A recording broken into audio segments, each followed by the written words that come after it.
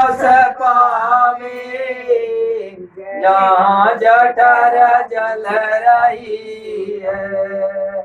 भव जाल से छुड़ावे, सतगुरु मेरा भाई है।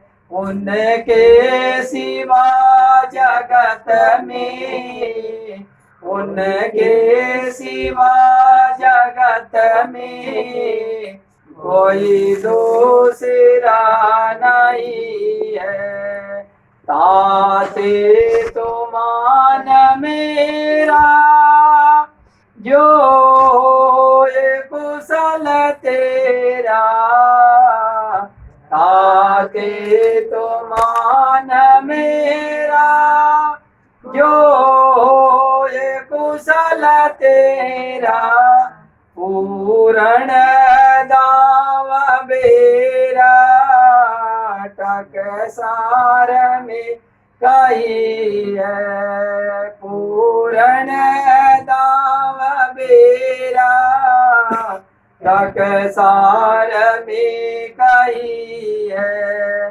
भव जाल से छुड़ावे, सतगुरु मेरा भाई है। उनके सिवा जगत में, उनके सिवा जगत में कोई दूसरा नहीं है। उनके सिवा जगत में कोई दूसरा नहीं है। बोलो सदगुरुदेव की जय। सदगुरु श्री कबीर साहेब की जय। सब संतन की जय। सब भक्तन की जय। जय बोलने वालों की जय। बोलो सदगुरुदेव ಅಣ್ಣ ಅದೇ ಆಗ್ಲೇ ಹೇಳ್ತಾರ ಯಾರನ್ನ ಕೇಳೋದಿದ್ರೆ ಹೇಳಿ. ಯಾರಿಗಾದ್ರು ಸಂಶಯ ಇದ್ರೆ ಏನಾದ್ರು ಕೇಳ್ಬೋದು, ಅದಕ್ಕೆ ಉತ್ತರ ಕೊಡ್ತಾರೆ ಅವರು. ಏನಾದ್ರು ಕೇಳಬೇಕು ಅನ್ಸಿದ್ರೆ ಇದ್ರೆ ವಿಚಾರ ಪ್ರತಿ ವಾರ ಕೇಳ್ತಾ ಇರ್ತೀರಾ, ಏನಾದ್ರು ಅದ್ರಲ್ಲಿ ಸಂಶಯ ಇದ್ರೆ ಕೇಳಿದ್ರೆ ಅವರು ಬಗೆಹರಿಸ್ತಾರೆ. ಹೋದ್ವಾರ 3 ವಾರ ಹಿಂದೆ ಜಯನ ಚಕ್ರವರ್ತಿ ಆಸ್ಥಾನದಲ್ಲಿ ಯಜ್ಞವರ್ಗದ ಬಂದು ರಾಜ್ಯ ಮತ್ತು ನೈತಿ ಹೌದೌದು ಹೇಳಿ. ಇದೆಲ್ಲವೂ ಯಾವಾಗಿಂದ ಅವ್ಯಕ್ತವಾಗಿದೆ ಅದಕ್ಕೆ ಬಿಟ್ಟು वो सृष्टि के बारे में पूछ रहा है सर। वो याज्ञवल्क्य गार्गे को उसका संवाद होता है। गार्गे पूछता है शिष्य, वो सृष्टि कैसे हुआ करके बोलता है, पूछता है। वो याज्ञवल्क्य बोलता है भगवान बना दिया करके। वो गार्गे पूछता है भगवान किधर बैठ के देख लिया ये सृष्टि बनाने के लिए करको, फिर सवाल बोलता है। वो बाद में उसके पास उत्तर नहीं था, चुप हो गया। उसके वो सृष्टि के बारे में थोड़ा करेक्ट सुने। ಆ ಯಜ್ಞವರ್ಗದ ಸ್ಥಿತಿ ಹೇಳಿದ್ದೆ. ಯಜ್ಞವರ್ಗ ಯಾರು ಆ ಸ್ವಲ್ಪ ಹೇಳಿ. ಯಾಜ್ಞವಲ್ಕರು ಋಷಿಗಳು ಅಂದ್ರೆ ಸೃಷ್ಟಿ ಬಗ್ಗೆ ಹೇಳ್ತಾರೆ. ಋಷಿಗಳು ಅಷ್ಟೇ, ಅವರು ಬ್ರಹ್ಮಜ್ಞಾನಿಗಳು. ಹಾಗಾಗಿ ಯಾಜ್ಞವಲ್ಕ ಬಾರೆ में थोड़ा ಅವರು ಸೃಷ್ಟಿಗೆ ಬಾರೆ. बोलो सदगुरुदेव की जय। थोड़ा बताना चाहिए। संत सम्राट सदगुरु कबीर साहब इस धरा धाम पर आए 624 वर्ष हो गए। कितने वर्ष हो गए? 624 वर्ष हो गया। 625 ವರ್ಷ 625 ವರ್ಷ। संसार में 624 संसार में ऐसे मान्यता चली आ रही है, इस संसार को कोई ना कोई बनाने वाला है।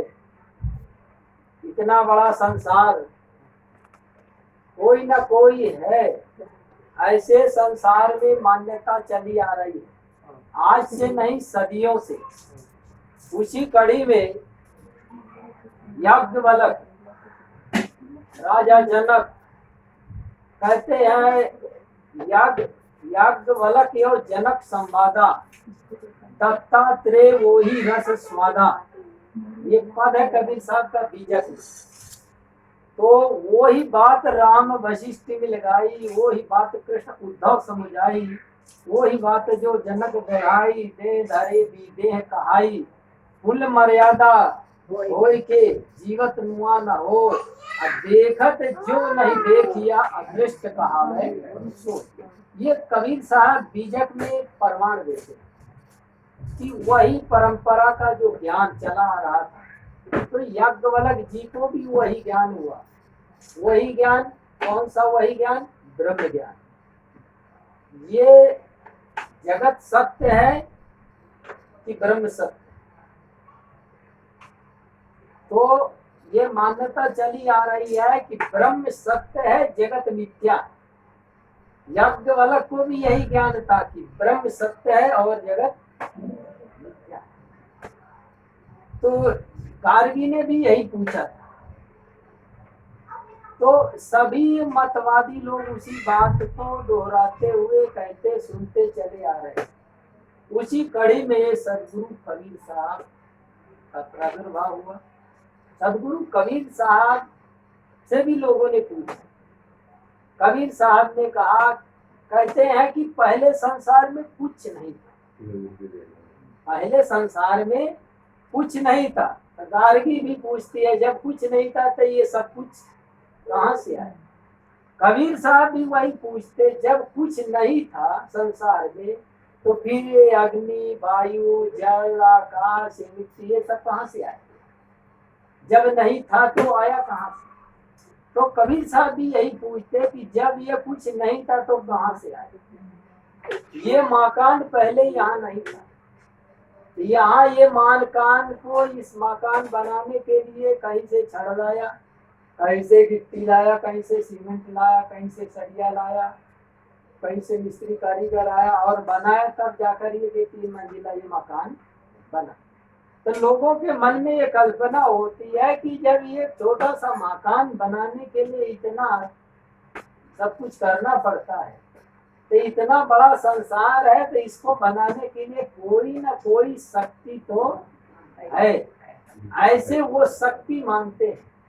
कबीर साहब भी वही कहते हैं कि तहिया होते पवन नहीं पानी, तहिया सृष्टि कौन उत पानी। ये कबीर के बोल है कि तहिया होते पवन नहीं पानी, तहिया सृष्टि कौन उत पानी। तहिया होते गली नहीं फूला, तहिया होते गर्भ नहीं मूला, तहिया होते विद्या नहीं वेदा, तहिया होते शब्द नहीं स्वादा, तहिया होते पिंड नहीं वासु, नहीं धर धरण न पवन आकाशु, तहिया होते गुरु नहीं चेला, गम न अगम न पंथ दुहेला, अभिगति की गति का कहूँ, जाके गाँव न ठाव, अगुण बिहूना फेंकना का कह लीजिए ना। ये कबीर साहब ने पूछा। तो जब संसार में कुछ नहीं था तब ये सब कुछ कहाँ से आया? जो गार्गी का प्रश्न है, वो कबीर का प्रश्न है, वो सभी महापुरुषों का प्रश्न है। तो कोई भी व्यक्ति अगर बुद्धिजीवी है तो वो पूछेगा। आज भी कोई बुद्धिजीवी है तो पूछेगा कि भगवान कहाँ है, ईश्वर कहाँ है, अल्लाह कहाँ है। अगर कोई पूछता है तो आप उसको जानते हैं तो बराबर बताइए, और नहीं जानते हैं तो इतनी हिम्मत रखिए अपने बच्चे के सामने कि बेटा मैं तुम्हारे प्रश्न का उत्तर नहीं जानता। बेटा पूछता है कि पापा 2-2 4 होता है कि 2-2 5 होता है, तो अगर आपको पता है तो आप बच्चे को ठीक ठीक जवाब दीजिए कि 2-2 4 होता है, 2-2 5 नहीं होता। अगर आपने बच्चों को बता दिया कि 2-2 5 होता है, बच्चा स्कूल में गया और उसके सर ने पूछा बेटा बताओ 2-2, तो बच्चा बोल दिया कि 2-2 5, गलत है। तो बोले आपने कहाँ से सीखा, किसने सिखाया? वो बोले मेरे पापा ने सिखाया। तो इसका मतलब तुम्हारे पापा को 2-2 4 का पता नहीं है। वहाँ बाप उसका क्या हो जाएगा? झूठा हो जाएगा, उसको सत्य का बोध नहीं आता। कबीर साहब ने भी सत्य बात को बताया कि जब इस संसार में कुछ नहीं था तो फिर ये सब कुछ कहाँ से आया? ये पृथ्वी कहाँ से आई, जल कहाँ से आया, वायु कहाँ से आई, अग्नि कहाँ से आया, ये सब चीज कहाँ से आई? तो इससे ये पता चलता है कि ये सृष्टि पहले से ही है। ये सृष्टि को बनाने वाला कोई ब्रह्मा नहीं, कोई विष्णु नहीं, कोई शंकर नहीं। ये सृष्टि अनादि से, ये सृष्टि कब से है? अनादि से है। अनादि अनंत काल से ये सृष्टि है। ये सृष्टि का कभी नाश नहीं हुआ। ये सृष्टि 5 तत्व ये अनादि से है। ये कभी बने नहीं है, कभी बिगड़े नहीं है। ये मकान आपका बना है, ये मकान आपका बना है, ये टूट करके कहाँ मिलेगा? अपने मूल इकाई में मिलेगा। किसमें मिलेगा? पानी का भाग पानी में जाएगा, मिट्टी का भाग मिट्टी में जाएगा, वायु का भाग वायु में जाएगा, और अग्नि का भाग अग्नि में जाएगा। ये 5 तत्व ये बना है, 5 तत्व ये जड़ है। ये पांचों जड़ है। ये भी प्रत्यक्ष है और चेतन जीव भी प्रत्यक्ष है। चेतन जीव को बनाने वाला कोई नहीं। चेतन जीव को बनाने वाला कोई नहीं। चेतन जीव अपने आप में पूरा है, उसको किसी की आवश्यकता नहीं है। वो चेतन जीव का कोई माँ बाप भी नहीं है। ये दोनों सृष्टि क्या है? अनादि है। बोलो सद्गुरुदेव को जय। ಈ ದಿನ ಸದ್ಗುರು ಶ್ರೀ ಗುರುವ್ಯಾನ್ ಸಾಹೇಬ್ ಒಂದು ಪ್ರಶ್ನೆ ಕೇಳಿದ್ರು. ನಿಮ್ಮ ಹೆಸರು ಶ್ರೀ ಹೇಮಾದ್ರಿ ಅವರು ಒಂದು ಪ್ರಶ್ನೆ ಕೇಳಿದ್ರು. ಯಾಜ್ಞವಲ್ಕ ಮತ್ತು ಗಾರ್ಗೆ ಒಂದು ಸಂವಾದ ಇಲ್ಲಿ ಮೂರನೇ ವಾರದಲ್ಲಿ ಹೇಳಿದ್ದು ಪ್ರಪಂಚದ ಸೃಷ್ಟಿ ಬಗ್ಗೆ, ಅದನ್ನ ತಿಳಿಸಿ ಅಂತ ಹೇಳಿದ್ರು. ಅದ್ರ ಬಗ್ಗೆ ಇವತ್ತು ತಿಳಿಸ್ತಾ ಇದ್ದಾರೆ. ಸಂತ ಸಾಮ್ರಾಟ್ ಕಬೀರ್ ಸಾಹೇಬರು ಒಂದು ಜಯಂತಿ ನಾವು ಮಾಡಿದ್ವಿ. 624 ವರ್ಷ ಆಯ್ತು ಅವರು ಹುಟ್ಟಿ. ಅವ್ರ ಜಯಂತಿ ಕಾರ್ಯಕ್ರಮವನ್ನ ಮಾಡಿದ್ರಿ. ಮತ್ತೆ ಮುಂದುವರೆದು ಹೇಳ್ತಾರೆ, ಈ ಜಗತ್ತು ಈ ಪ್ರಪಂಚ ಯಾರು ತಯಾರು ಮಾಡಿದ್ರು, ಮೊದಲೊಂದು ಇತ್ತ, ಇವೆಲ್ಲ ಇತ್ಯಾದಿ ಪ್ರಶ್ನೆಗಳಿಗೆ ಯಾಜ್ಞವಲ್ಕ ಜನಕ ಸಂವಾದ ಅನ್ನೋದ್ರಲ್ಲಿ ಬರುತ್ತೆ. ಅದರಲ್ಲಿ ಗಾರ್ಗಿಯು ಕೇಳ್ತಾರೆ, ನಾವು ಹೇಳ್ದಂಗೆ ಅವ್ರ ಪ್ರಶ್ನೆ ಕೇಳ್ತಾರೆ, ಸೃಷ್ಟಿ ಹೇಗಾಯ್ತು, ಪ್ರಪಂಚ ಇಲ್ಲಿ ಯಾರು ಮಾಡಿದ್ದು ಅಂತ. ಅದಕ್ಕೆ ಅವರು ಭಗವಂತ ಅಂತಾನು ಹೇಳ್ತಾರೆ. ಈ ವಿಚಾರದಲ್ಲಿ ಆಕೆ ಮತ್ತೆ ಪ್ರಶ್ನೆ ಮಾಡಿದಾಗ, ಏನಾದ್ರೂ ಒಂದು ವಸ್ತು ತಯಾರು ಮಾಡಬೇಕಾದ್ರೆ ನೋಡಿರ್ಬೇಕು, ಒಬ್ರು ನೋಡಿರ್ಬೇಕು. ಒಂದು ಮೊಬೈಲ್ ತಯಾರು ಮಾಡೋದು ಬೇರೆಯವ್ರು ನೋಡಿರ್ತಾರೆ, ತಯಾರು ಮಾಡಿದ್ಮೇಲೆ ಅದನ್ನ ಬಳಸ್ತಾ ಇದ್ದೀವಿ ನಾವು, ಅದನ್ನೆಲ್ಲ ಗಮನಿಸ್ತಾ ಇದ್ದೀವಿ. ಅದೇ ರೀತಿಯಾಗಿ ಪ್ರಪಂಚ ಸೃಷ್ಟಿ ಮಾಡಿದ್ದನ್ನ ಯಾರೋ ಒಂದು ಭಗವಂತ, ರಾಮ, ಕೃಷ್ಣ, ವಿಷ್ಣು ಸೃಷ್ಟಿ ಮಾಡಿದ್ರೆ ನೋಡಿರ್ಬೇಕು. ಅದು ನಾವು ಪ್ರಶ್ನೆ ಹಾಕ್ತಾರೆ, ಯಾರು ನೋಡಿದ್ದು, ನೀವು ನೋಡಿದ್ರ ಅಂತ ಅವಾಗ ಪ್ರಶ್ನೆ ಹಾಕ್ಬಿಡ್ತಾರೆ. ಇಲ್ಲ ಅಂತ ಹೇಳ್ತಾರೆ. ಮತ್ತೆ ಹೇಗೆ ಹೇಳ್ತೀರಾ ಭಗವಂತ ಸೃಷ್ಟಿ ಮಾಡಿದ್ದು ಅಂತ ಕ್ವಶನ್ ಮತ್ತೆ. ಅದಕ್ಕೆ ಅವ್ರ ಹತ್ರ ಉತ್ತರ ಇರೋದಿಲ್ಲ. ಅದೇ ವಿಚಾರನ ಕಬೀರ್ ಸಾಹೇಬ್ ಸಹ ತಮ್ಮ ಒಂದು ಬೀಜಕ್ಕೆ ಗ್ರಂಥದಲ್ಲಿ ಪ್ರಸ್ತಾವನೆ ಮಾಡಿದ್ದಾರೆ. ಈ ಅಗ್ನಿ ಎಲ್ಲಿಂದ ಬಂತು, ಭೂಮಿ ಎಲ್ಲಿಂದ ಬಂತು ಅನ್ನೋದು ಒಂದು ಉದಾಹರಣೆ ಕೊಟ್ರು. ಈ ಮನೆ ಇಲ್ಲಿ ಈ ಸ್ಥಳದಲ್ಲಿ ಮೊದಲು ಇರಲಿಲ್ಲ, ಅಂದ್ರೆ ಹಿಂದೆ ಬೇರೆ ಇತ್ತು. ಹೊಸದಾಗಿ ನಂತರ ಇವರು ಶ್ರೀ ನಾಗರಾಜಪ್ಪನವ್ರು ಕಟ್ಟಿದ್ರು. ಆ ಮನೆ ಕಟ್ಟೋದಕ್ಕೆ ಏನೇನು 5 ತತ್ವಗಳಿರತಕ್ಕಂತ, ಏನು ಇಟ್ಟಿಗೆ, ಸಿಮೆಂಟು, ನೀರು, ಗಾಳಿ ಎಲ್ಲವೂ ಸೇರಿದೆ. ಈ ಮನೆ ಕಟ್ಟಬೇಕಾದ್ರೆ ಎಲ್ಲವೂ ಸೇರಿದೆ. ಮನೆ ಆಯ್ತು. ಈ ಚಿಕ್ಕ ಮನೆ ಕಟ್ಟಲು ಯಾರು ಪ್ರೇರೇಪಣೆ? ಒಬ್ಬ ಮೇಸ್ತ್ರಿ, ಕೂಲಿಗಾರರು, ಎಲ್ಲರೂ ಚೈತನ್ಯ ಜೀವಿಗಳೇ ಸೇರಿ ಮಾಡಿಸ್ತವರು ಶ್ರೀ ನಾಗರಾಜಪ್ಪನವರು.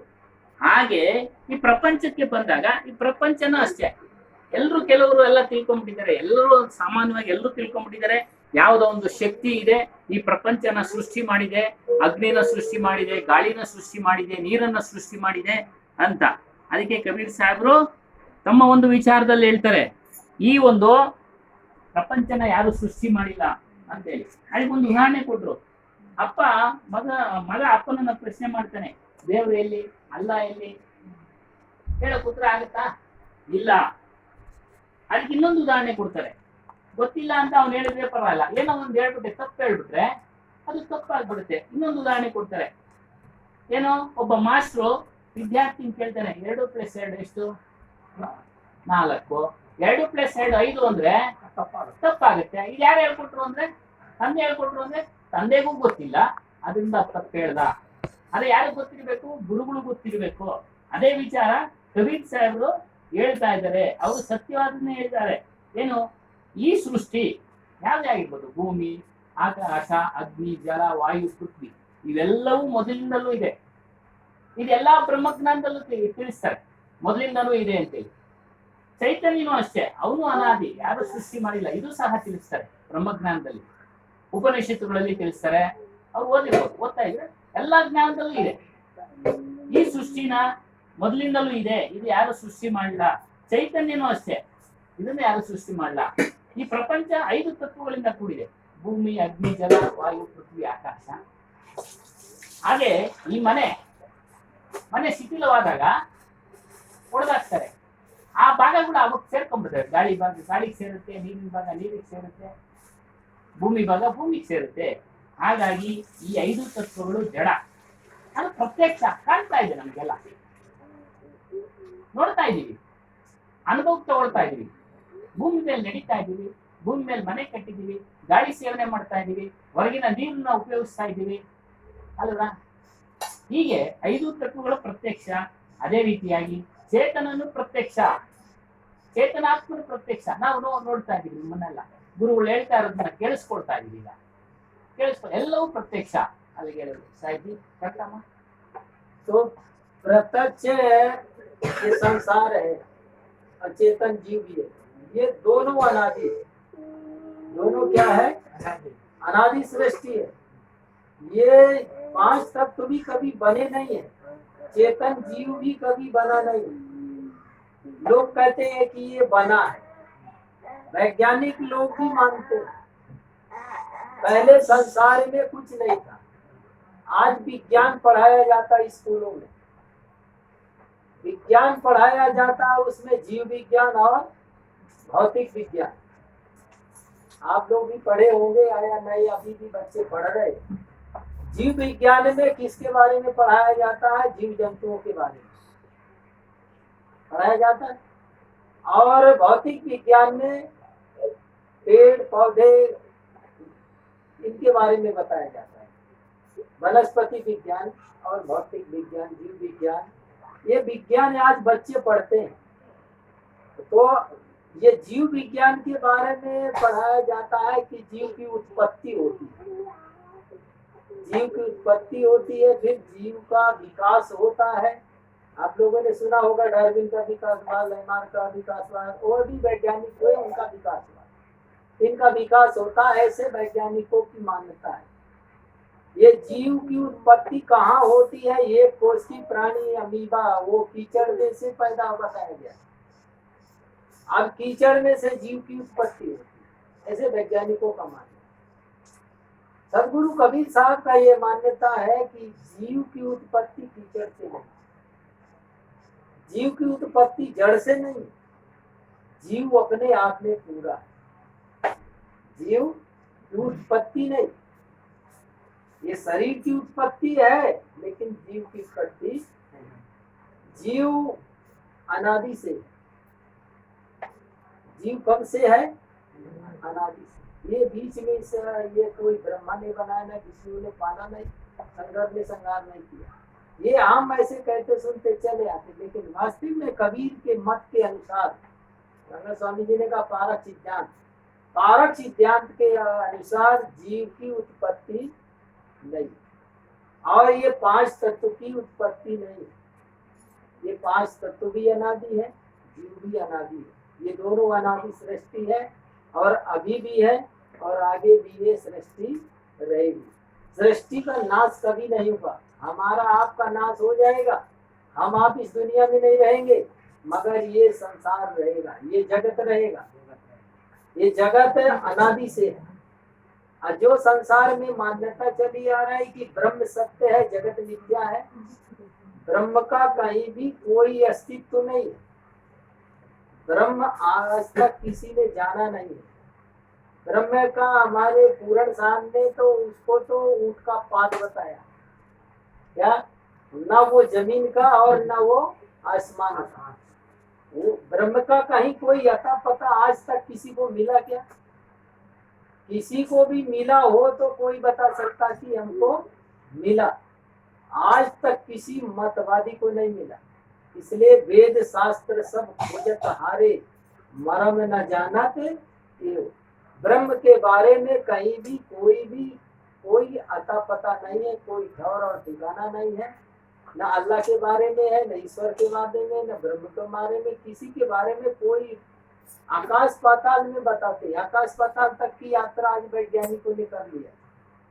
आज चंद्रमा तक लोग पहुंच गए। सुनीता विलियम्स, कल्पना चावला, 2 अंतरिक्ष यात्री वहां जाके देख करके आई।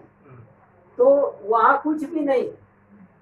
आज लोग कहते हैं कि आज शरीर छूटेगा तो आप कहाँ जाएंगे? स्वर्ग में जाएंगे। जो पुण्य करेगा वो स्वर्ग में जाएगा, जो पाप करेगा वो नरक में जाएगा। और मुसलमान लोग कहते हैं जो पुण्य करेगा वो बहिश्त में जाएगा, और जो पाप करेगा वो दोजख में जाएगा।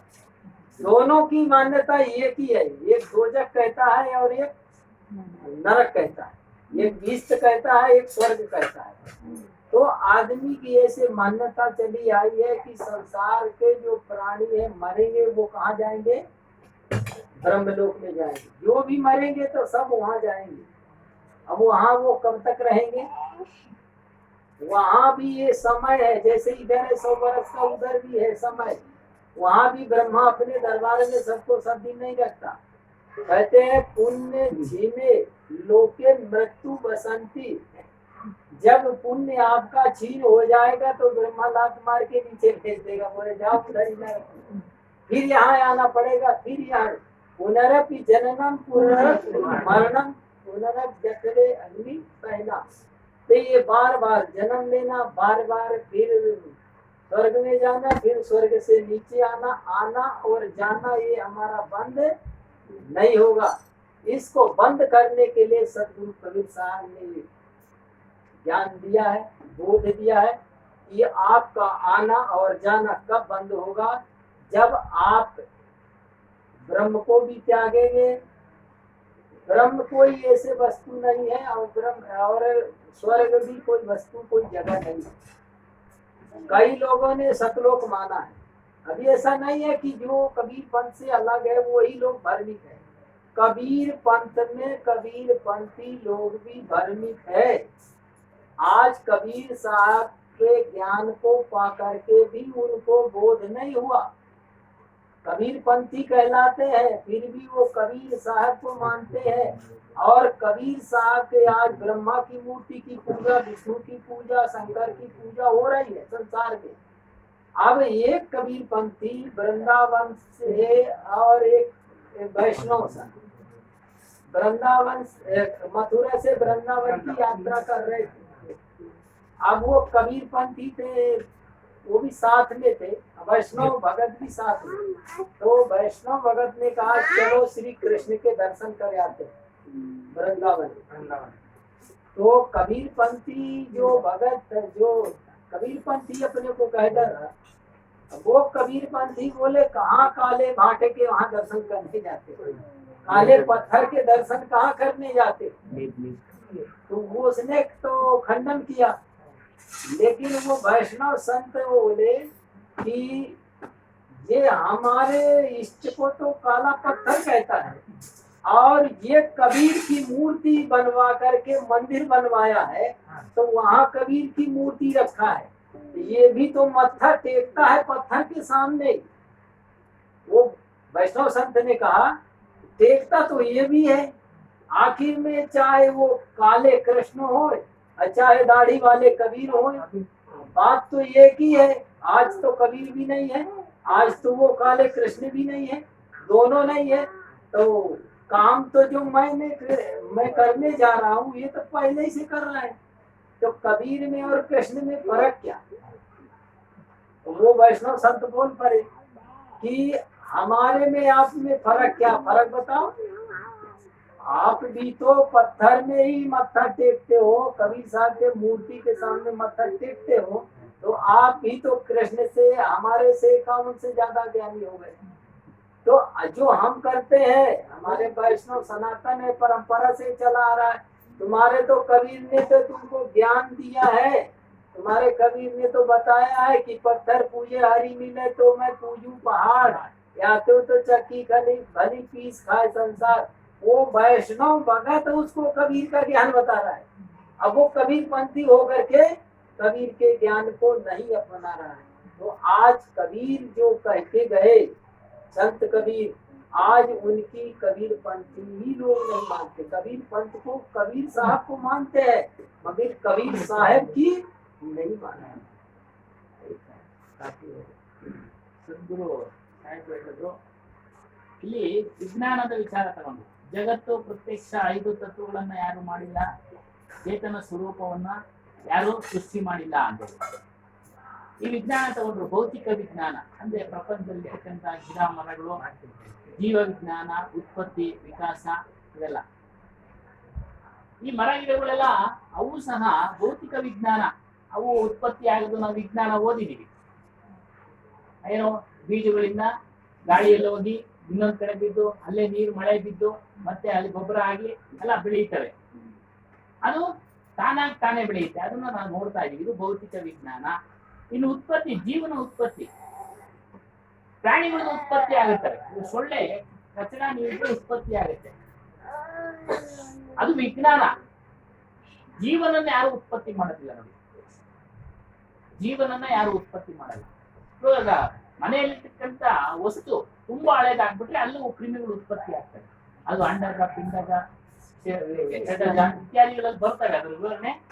ಹಾಗಾಗಿ ಅದರಲ್ಲಿರ್ತಕ್ಕಂಥ ಪ್ರಾಣಿಗಳಲ್ಲಿರ್ತಕ್ಕಂಥ ಜೀವಾತ್ಮನನ್ನ ಯಾರು ಉತ್ಪತ್ತಿ ಮಾಡಲಿಲ್ಲ. ಅವು ಕರ್ಮಾನುಸಾರ, ಅವು ಆಟೋಮೆಟಿಕ್ ಆಗಿ ಅವೆಲ್ಲ ಉತ್ಪತ್ತಿ ಆಗ್ತಾ ಇರ್ತವೆ. ಅದರಿಂದ ಈ ಉತ್ಪತ್ತಿ ಜಡದಿಂದ ಆಗಿಲ್ಲ, ಜೀವನ ಉತ್ಪತ್ತಿ ಜಡದಿಂದ ಆಗಿಲ್ಲ. ಜೀವನು ಅನಾದಿ ಅಂದ್ರೆ ಜೀವನ ಅಂದ್ರೆ ಚೈತನ್ಯ, ಆತ್ಮ, ಅವನು ಅನಾದಿ. ಮತ್ತೆ ಸೃಷ್ಟಿ, ಈ 5 ತತ್ವಗಳು ಅನಾದಿ. ಇದನ್ನ ಯಾರು ಬ್ರಹ್ಮ ಮಾಡಿಲ್ಲ, ಶಂಕರ ಮಾಡಿಲ್ಲ, ಯಾರಿಲ್ಲ. ಕಬೀರ್ ಪಾರಕ ಸಿದ್ಧಾಂತದಲ್ಲಿ ಇದನ್ನ ತಿಳಿಸ್ತಾ ಇದ್ದಾರೆ ನೋಡಿ. ಸೃಷ್ಟಿ ನಾಶ ಆಗೋದಿಲ್ಲ.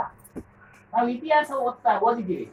ಎಷ್ಟೋ ವರ್ಷದಿಂದ ಈ ಒಂದು ಪ್ರಪಂಚದಲ್ಲಿರ್ತಕ್ಕಂಥ ರಾಜ್ಯಗಳು ಇವನ್ನ ಎಷ್ಟೋ ವರ್ಷಗಳಿಂದ ಆಳಿದ್ದಾರೆ.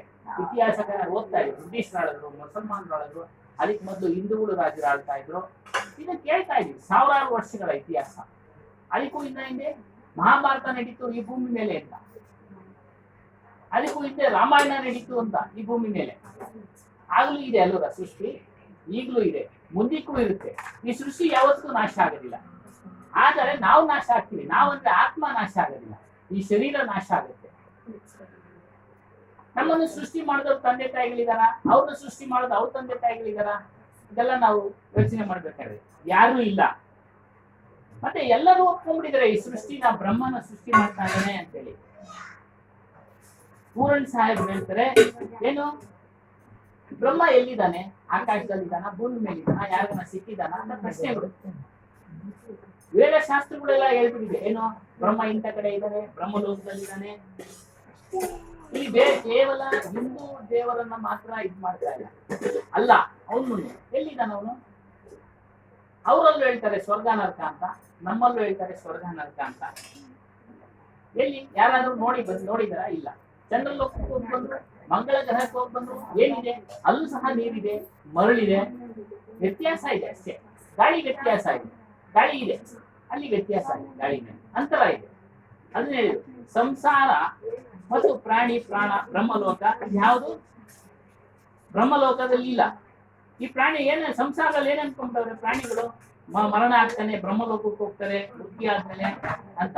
ಎಲ್ಲಿದೆ? ಎಲ್ಲೂ ಇಲ್ಲ. ಅಕಸ್ಮಾತ್ ಬ್ರಹ್ಮಲೋಕ ಅನ್ನೋದು ಒಂದು ಇದ್ದ ಪಕ್ಷದಲ್ಲಿ ಯಾರು ಪುಣ್ಯ ಕರ್ಮವನ್ನ ಮಾಡಿ ಅಲ್ಲಿ ಹೋಗ್ತಾರೋ ಆ ಪುಣ್ಯ ಕರ್ಮ ಕಡಿಮೆ ಹಾಕಿ ಖಾಲಿ ಜೀರೋ ಶೂನ್ಯಕ್ಕೆ ಬಂದ್ಬಿಟ್ಮೇಲೆ ಅವನ್ ಕಳ್ಬೇಕು. ಅದು ಗೀತೆನಲ್ಲೂ ಸಹ ಕೃಷ್ಣ ಹೇಳ್ತಾನೆ, ಆ ಬ್ರಹ್ಮ ಭುವನಾಲೋಕ ಪುನರಾವರ್ತಿನೋ ಅರ್ಜುನ ಮಾಂಪೇತಿ ಕೌಂತೇಯ ಪುನರ್ಜನ್ಮನ ವಿದ್ಯತೆ ಅಂತ ಅರ್ಜುನಿಗೆ ಹೇಳ್ತಾನೆ. ಅರ್ಜುನ, ನೀನೇನೇ ಪುಣ್ಯ ಕರ್ಮವನ್ನು ಮಾಡಿ ನೀನ್ ಯಾವ್ದೇ ಲೋಕಕ್ಕೆ ಹೋದ್ರು ಪುಣ್ಯ ಕಡಿಮೆ ಆದ್ಮೇಲೆ ನೀನ್ ಬಂದ್ಬಿಡ್ಬೇಕು ಗರ್ಭಕ್ಕೆ ಅಷ್ಟೇ.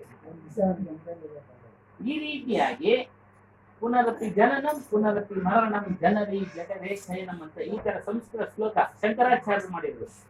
ಆ ಹೋಗೋದು ಬರೋದು, ಹೋಗೋದು ಬರೋದು. ಮನುಷ್ಯ ಇದನ್ನೇ ಮಾಡ್ತಾರೆ. ಏನು ಮನುಷ್ಯ ಜನ್ಮನೇ ಬರುತ್ತಾ? ಇಲ್ವಾ? ಇಲ್ಲ. ಯಾವ್ಯಾವುದೋ ಅವರವರ ಕರ್ಮಕ್ಕೆ ಅನುಗುಣವಾಗಿ ಬೇರೆ ಬೇರೆ ಜನ್ಮಗಳು ಬರ್ತವೆ. ಇದನ್ನ ಕೊನೆ ಮಾಡ್ಬೇಕು. ಬಂದಂದ್ರೆ ಕೊನೆ ಮುಕ್ತಾಯ ಮಾಡ್ಬೇಕು. ಮುಕ್ತಾಯ ಮಾಡ್ಬೇಕಾದ್ರೆ ಇದಕ್ಕೂ ಮೊದಲು ಹೇಳಿದ್ರು ಸತ್ಯಲೋಕ ಅಂತ ಹೇಳಿ ಮುಕ್ತಾಯ ಮಾಡ್ಬೇಕು. ಮುಕ್ತಾಯ ಮಾಡೋದನ್ನ ಅವ್ರು ಹೇಳ್ತಾರೆ ಹೇಗ್ ಮಾಡ್ಬೇಕು ಅಂತ. ಮತ್ತೆ ಕಬೀರ್ ಪಂಥನಲ್ಲೇ ಹಲವಾರು ಭ್ರಮೆಗಳು ಇಂದ ಕೂಡಿದ ಜನರಿದ್ದಾರೆ. ಕಬೀರ್ ಪಂಥದಲ್ಲಿ ಅನೇಕ ಪಂಥಗಳಿದ್ದಾವೆ. ಒಪ್ಪಿರೋರು ಇದ್ದಾರೆ ಕಬೀರ್ ಸಾಹೇಬರ ಸಿದ್ಧಾಂತನ, ಅದು ಸಾಮಾನ್ಯ. ಇವಾಗ ಇಷ್ಟು ಜನದಲ್ಲಿ ಎಲ್ಲರೂ ಒಪ್ಪಬೇಕು ಅನ್ನೋದೇನಿಲ್ಲ. ಕಬೀರ್ ಒಂದು ಜ್ಞಾನನ, ಅವರವರ ಒಂದು ಅಭಿಪ್ರಾಯ, ಅವರವರ ಒಂದು ಇಚ್ಛೆ, ಸತ್ಯನ ತಿಳಿಸೋದು ಕಬೀರ್ ಸಾಹೇಬರ ಉದ್ದೇಶ. ಇವಾಗ ಇವರು ಕಬೀರ್ ಸಾಹೇಬರ ಒಂದು ಸಿದ್ಧಾಂತವನ್ನ ಗುರುಗಳಾದಂತವ್ರು ತಿಳಿಸ್ತಾ ಇದ್ದಾರೆ. ನಾವು ಒಪ್ಪೋದು ನಮಗ್ ಸೇರಿದೆ. ಒಂದು ಉದಾಹರಣೆ ಕೊಟ್ರು. ವೈಷ್ಣವ ಪಂಥ ಕಬೀರ್ ಸಂತ ಮತ್ತೆ ಕಬೀರ್ ಸಂತ ಇಬ್ರು ಜೊತೆನಲ್ಲಿ ಬೃಂದಾವನಕ್ಕೆ ಹೋದ್ರು ಸರ್. ಅವನು ಕೃಷ್ಣನ ಕೈ ಮುಗಿಯಕ್ ಹೋದ, ಇವರು ಕಬೀರ್ ಮೂರ್ತಿನ ಕೈ ಮುಗಿಯಕ್ ಹೋದ್ರೆ. ಅವ್ನು ವೈಷ್ಣವ ಚಿಂತನೆ ಮಾಡ್ತಾನಂತೆ. ವೈಷ್ಣವ ಪಂಥ ನಾನು ಕಲ್ಲಿ ಪೂಜೆ ಮಾಡ್ತಾ ಇರೋದು, ಕೈ ಮುಗಿತಾ ಇರೋದು. ಅವನು ಏನು ಕಬೀರ್ ಸಾಹೇಬ್ರ ಶಿಷ್ಯ, ಅವನು ಅದೇನೆ ಮಾಡ್ತಾ ಇರೋದು. ಇದರಲ್ಲಿ ಕೃಷ್ಣನೂ ಇಲ್ಲ, ಕಬೀರ್ನು ಇಲ್ಲ. ಸರಿ, ಒಪ್ಕೊಬೇಕಾಗಿದೆ. ಕಬೀರ್ ದೇಹ ಹೊರಟೋಯ್ತು, ಆದ್ರೆ ಅವ್ರ ಸಿದ್ಧಾಂತ ಜೀವಂತವಾಗಿದೆ. ಕೃಷ್ಣನ ದೇಹ ಹೊರಟೋಯ್ತು, ಅವ್ರ ಸಿದ್ಧಾಂತನ ಕೆಲವರು ಅನುಯಾಯ ಫಾಲೋ ಮಾಡ್ತಾ ಇದ್ದಾರೆ. ಭಗವದ್ಗೀತೆ ಓದೋದು, ಮತ್ತೊಂದು. ಹೀಗಾಗಿ ವ್ಯತ್ಯಾಸ ಎಲ್ಲಿದೆ? ಜ್ಞಾನದಲ್ಲಿದೆ ವ್ಯತ್ಯಾಸ. ಅವರವರ ತಿಳುವಳಿಕೆನಲ್ಲಿ ವ್ಯತ್ಯಾಸ ಇದೆ. ವೈಷ್ಣವ ಅವನು ಹೇಳ್ತಾನೆ ಸಂತ ಇದು ಸನಾತನ ಧರ್ಮ ಅಂತ. ಕಬೀರ್ ಸಾಹೇಬ್ ಹೇಳ್ತಾರೆ, ನಮ್ಮ ಅಪ್ಪ ಅವರು ಸದ್ಗುರು ಹನುಮಾನ್ ದಾಸ್ ಸಾಹೇಬ್ ಮೂಲಕ ತಿಳಿದಿರೋದು. ಸನಾತನ ಧರ್ಮ ಯಾವುದು ಗೊತ್ತಾ? ನಿನ್ನನ್ನು ನೀನು ತಿಳಿಯೋದು ಸನಾತನ ಧರ್ಮ. तो सदगुरु कबीर साहब ने पत्थर पूजे हरि मिले बताया। वो संत वैष्णव संत ने भी वही बताया कि आप भी तो वही करने जा रहे हैं। तो उसमें फर्क क्या? दोनों में फर्क है। सदगुरु कबीर साहब ने मुक्ति का मार्ग बताया। सदगुरु कबीर साहब को लोग बंदी नहीं करते। सदगुरु कबीर साहब ने संसार में मुक्ति का मार्ग लाया। कबीर साहब ने बताया कि जो बार बार जन्मना, बार बार मरना, आवागमन से जीव का छुटकारा कैसे होगा। तो सदगुरु कबीर साहब ने दो जाल बताया। क्या बताया? एक खानी जाल और दूसरा वाणी जाल। सारा संसार खानी जाल